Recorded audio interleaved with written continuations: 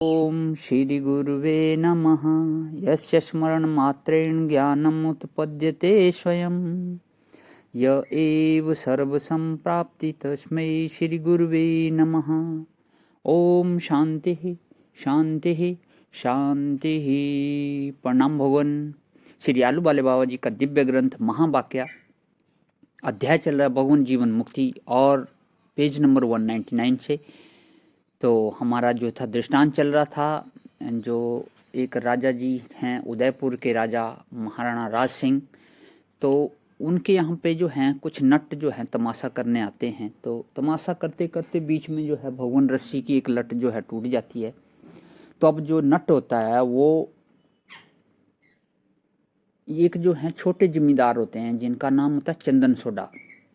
उनका नाम लेकर के शपथ लेते हैं कि अगर मेरा ये तमाशा पूरा हो जाए तो मैं ऐसे ऐसे उनका नाम लेता हूँ, उनके पुण्य की वो करता हूँ, दुहाई देता हूँ यहाँ पे, तो तमाशा पूरा हो जाता है। लेकिन महाराणा राज सिंह जो राजा होते हैं उनको ये बात बड़ी आश्चर्यजनक लगती है कि मैं राजा होकर के मेरे पुण्य के इतने नहीं थे जो मेरा नाम नहीं लिया और चंदन सोडा का नाम ले लिया। तो इसी व्याख्यान को आगे करते हुए भगवान की अब जब राजा को इस बात का वो लगता है तो राजा क्या करता है, एक चाल चलता है वहाँ पे कि चंदन सोडा का जो है परीक्षा ली जाए। तो अब चंदन सोडा जो होते हैं, जब उनकी जो रानी होती है भगवान, वो उनको बहुत अति प्रिय होती है। तो अब उनसे उनकी रानी को मांग लिया जाता है कि क्या आप मेरे को अपनी रानी दे सकते हो। इसी को यहाँ पे हमारा खत्म हुआ था पिछला सत्संग। इसी को आगे करते हुए बारोट ऊपर की सब चेष्टा देखकर घबरा गया। उसकी धारणा से सब विरुद्ध हुआ। मेरी क्या कमबख्ती लगी थी कि मैंने इस प्रकार की बख्शीश मांगी। अब इस बात को फिरा देना चाहिए, ऐसा विचार हाथ जोड़कर बोला, महाराज मैं तो आपकी परीक्षा लेता था, आप में कितना सत्य है यह देखता था। रानी तो मेरी मातुश्री हैं। राजा गंभीरता से बोला, जो वस्तु मैंने एक बार दान दे दी उसको मैं फिर नहीं ले सकता, तुमको रानी को स्वीकार करना होगा। रानी बोली, हे बारोट राज, मैं अपने स्वामी की आज्ञा से आई हूँ, मुझे किसी प्रकार का दोष नहीं है।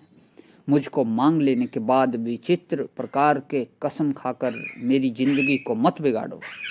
बारोट जो है कुछ भी न सुनकर अश्वारूढ़ होकर वहां से चल दिया। राजपुतानी को क्रोध आया और उसी समय चिता सुलगाकर जल मरी। जिस प्रकार चंदन सोडा का निश्चय पक्का था, इसी प्रकार जीवन मुक्त का होता है। चंदन सोडा दान देने में प्रसिद्ध था। दान देने के अनेक पदार्थ है, स्त्री देने का पदार्थ नहीं है।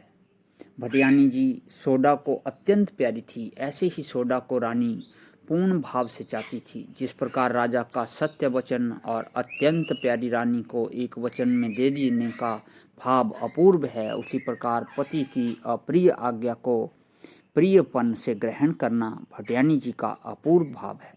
जीवन मुक्त सब में मिला हुआ है, जीवन मुक्त सब में मिला हुआ दिखता है, तो भी उसकी किसी में किंचित भी आसक्ति नहीं होती।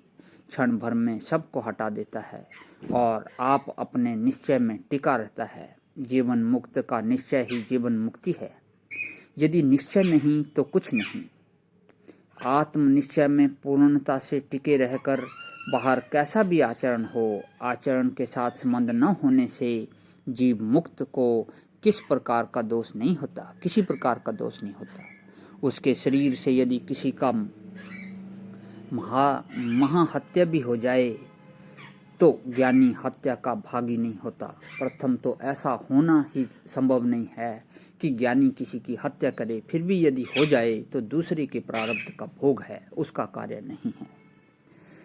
दूसरे का भोग उसके द्वारा सिद्ध हुआ है, ऐसा समझना चाहिए। ज्ञानी में कर्तापने का अभिमान न होने से उसका शुभ अथवा अशुभ कर्म के फलों से संबंध नहीं है। उसका सब कर्म जला हुआ है, केवल दूसरे के देखदे में है। जला हुआ प्रारब्ध कैसा होता है यह नीचे के दृष्टांत से स्पष्ट हो जाएगा। तो इसे अगला जो है कौरव और पांडवों का दृष्टांत चलेगा भगवान, इसको कल वाले सत्संग में लेता हूँ। आज यहीं विराम। ओम शांति शांति शांति। प्रणाम भगवान।